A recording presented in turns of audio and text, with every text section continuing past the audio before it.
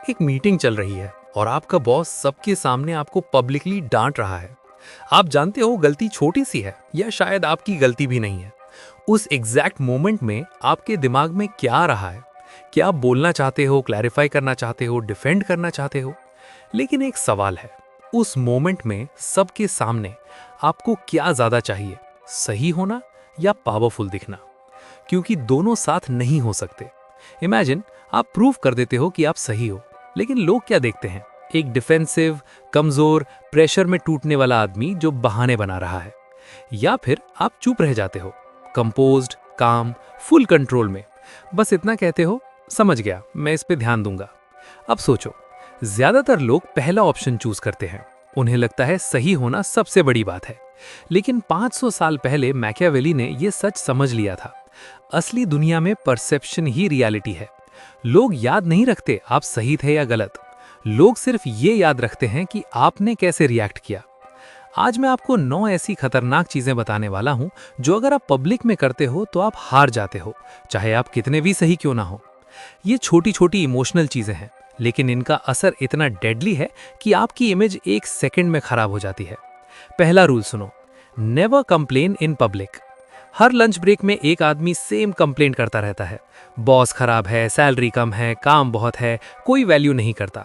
लोग उस पे तरस खाते हैं, लेकिन उसको बड़ी रिस्पॉन्सिबिलिटी कभी नहीं देते। दूसरा आदमी सेम प्रॉब्लम्स, सेम बॉस, लेकिन कभी कंप्लेन नहीं करता, चुपचाप काम करता है, मुस्कुराता है, काम रहता है। प्रमोशन के टाइम कौन जीतता है? दूसरा आदमी, हमेशा। क्यों? क्योंकि पहला आदमी हमेशा वीक और स्ट्रेस्ड दिखता है।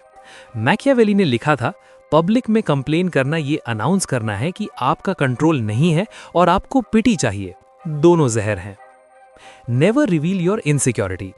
शादी में लोग इन्वेस्टमेंट्स की बात कर रहे हैं। कोई आपसे पूछता है, तुम क्या कर रहे हो?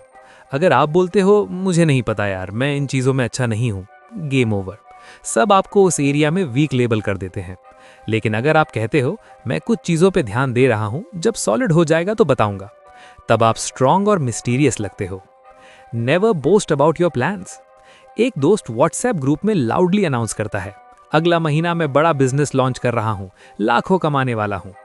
6 महीने बाद वही बोलता है, काम नहीं बना।